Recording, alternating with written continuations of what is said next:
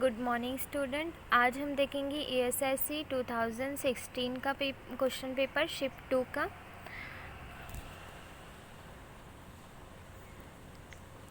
First question, the most universally accepted indicator of health status is. Option number 1 crude health rate, second infant mortality rate, third case fatality rate, and fourth adult mortality rate. And correct option is option number B, infant mortality rate. Then question number second, the ability of organism to induce clinically apparent illness is. इसमें पूछा गया है कि किसी person की या organism की जो एबिलिटी होती है जिसमें क्लिनिकली उनमें इलनेस होता है और वो one person to another transfer भी कर सकते हैं, तो उसे क्या कहते हैं? First option pathogenicity, second infectivity, third virulence and fourth etiology. And correct option is option number A, pathogenicity.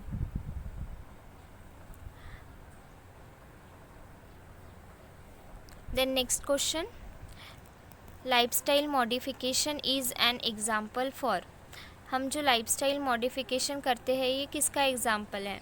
First option primary prevention, second secondary prevention, third tertiary prevention and fourth primordial prevention. तो जो lifestyle modification होता है ये primordial prevention का example है. Then next question, hospital acquired infection is called. Hospital acquired infection को क्या कहते हैं, दूसरा नाम क्या है? तो option number A opportunistic infection, option number B iatrogenic disease, option number C nosocomial infection and option number D zoonosis. And correct option is option number C, nosocomial infection is also called as hospital acquired infection. Then next question, the ability of a test to identify correctly those who do not have the disease is called. वो ऐसी कौन सी test है जो हमें बताती है कि पर्सन को डिसीज़ है या नहीं है, तो उसे क्या कहते हैं? First option sensitivity, second specificity, third validity and fourth predictive value. And correct option is specificity. Sorry,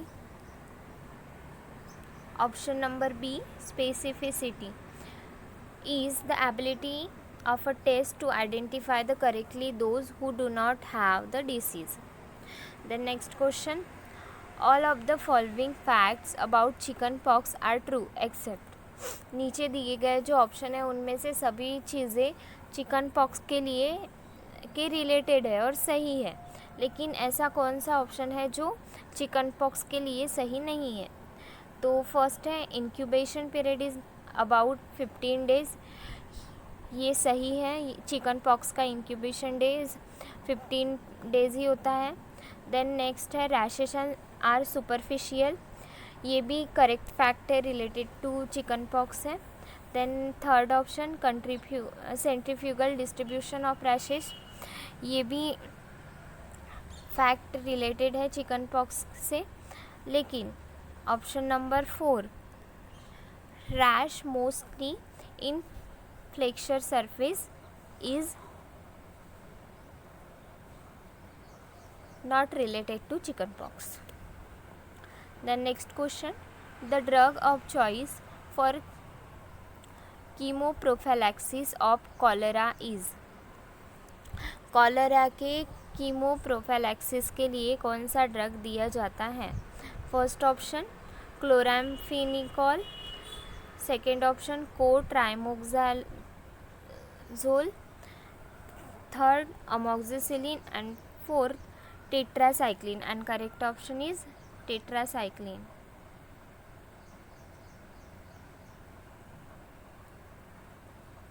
tetracycline जो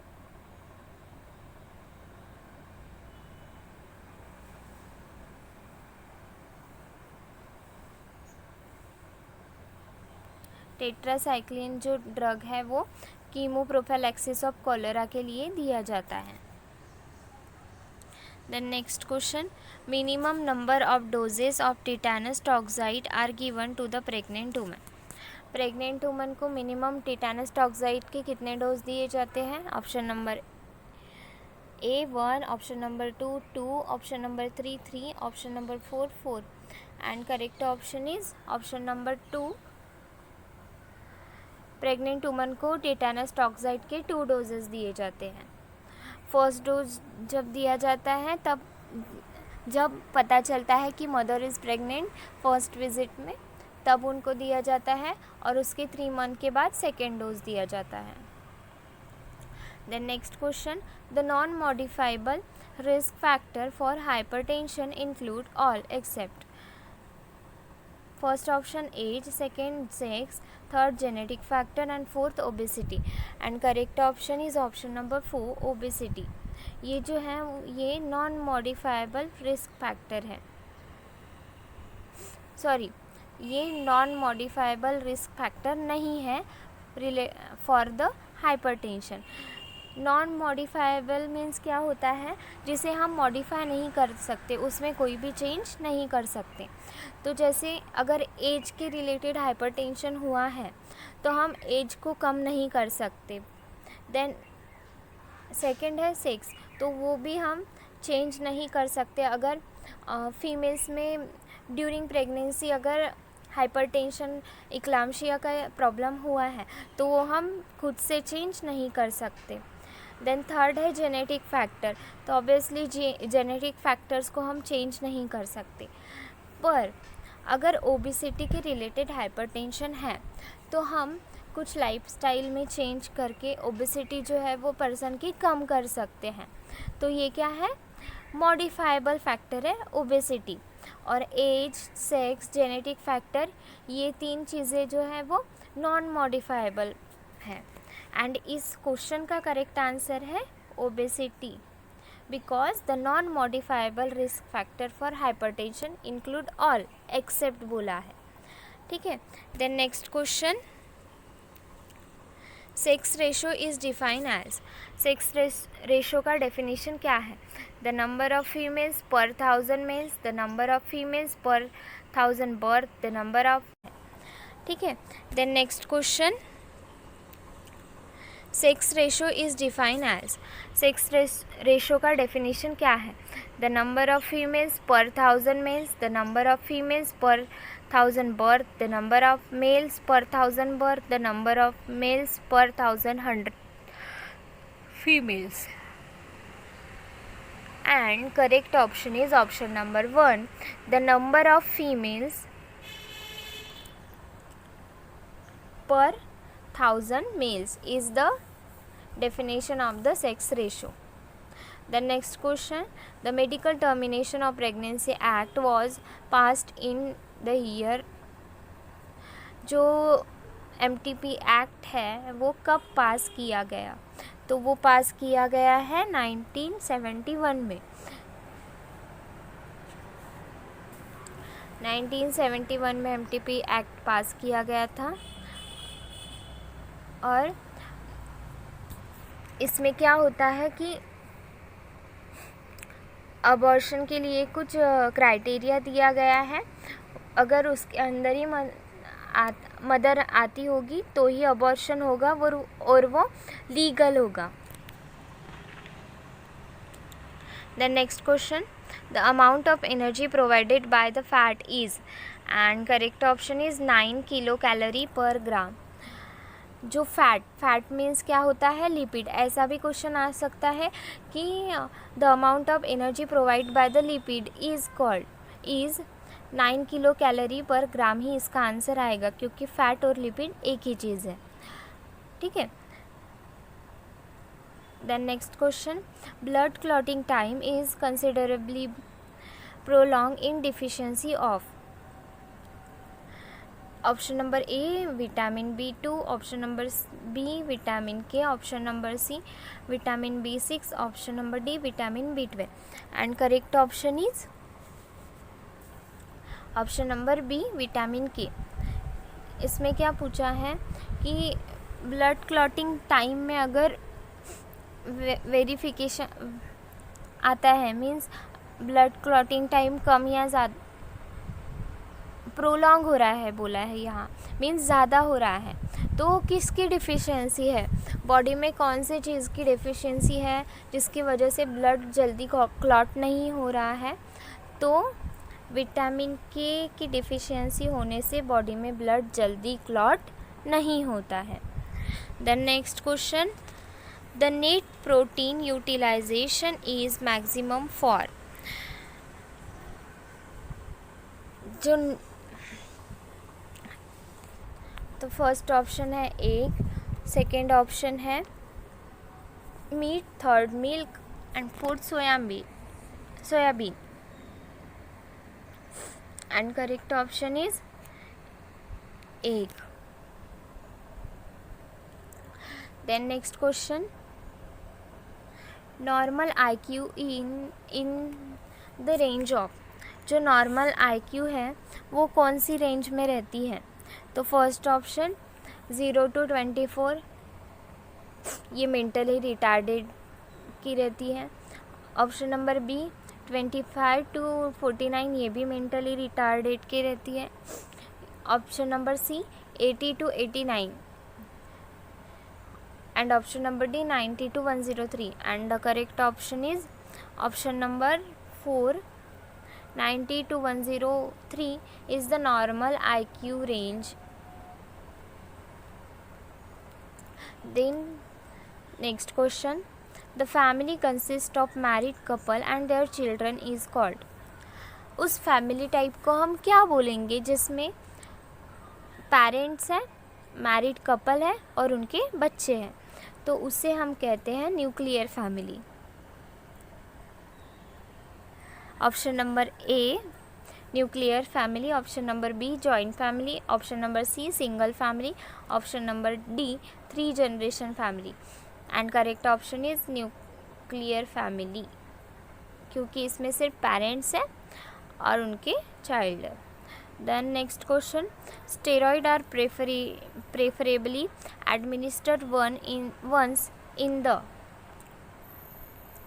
जब भी स्टेरॉइड देना है तो हम कब एडमिनिस्टर करेंगे, option number A morning, option number B afternoon, option number C evening and option number D bed time and correct option is morning. अगर हमको स्टेरॉइड देने हैं पेशेंट को तो हम प्रेफर करेंगे कि हम, और वंस ही देना है, मीन्स दिन में एक ही बार देना है हमें स्टेरॉइड, तो हम क्या प्रेफर करेंगे कि हम वो मॉर्निंग को ही एडमिनिस्टर कर दे।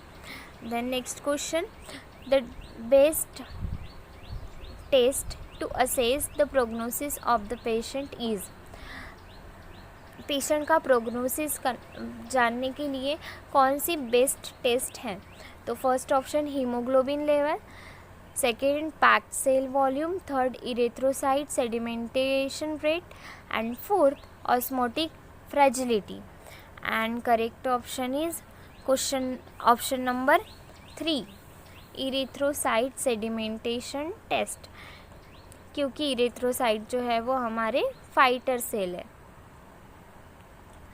तो अगर पेशेंट का प्रोग्नोसिस असेस करना है तो हम कौन सी टेस्ट करेंगे, erythrocyte sedimentation rate. Then next question, for every 1 degree Fahrenheit rise in temperature the pulse rate increase by, इसमें पूछा गया है कि पर्सन का अगर हर एक डिग्री फ़ारेनहाइट अगर टेम्परेचर बढ़ रहा है तो उसके पीछे पल्स रेट कितने पल्स रेट बढ़ेंगे, तो first option 5 beats per minute, second 10 beats per minute, third 15 beats per minute and fourth 20 beats per minute and correct option is option number 2।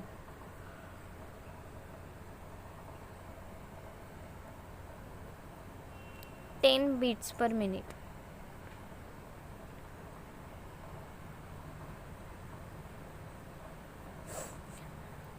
1 degree Fahrenheit rise होगा अगर temperature, तो 10 beats per minute pulse rate increase होगा person का.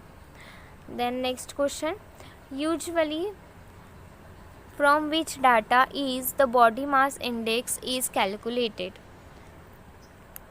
Body mass index अगर calculate करना है तो हमें क्या क्या चाहिए होगा पर्सन का वेट, या फिर पर्सन का हाइट, या फिर पर्सन का बसल मेटाबॉलिक रेट, या फिर पर्सन की वेट एंड हाइट. तो हमें लगेगा दोनों, पर्सन का वेट भी लगेगा और पर्सन का हाइट भी लगेगा. तो करेक्ट ऑप्शन है person's weight and person's height.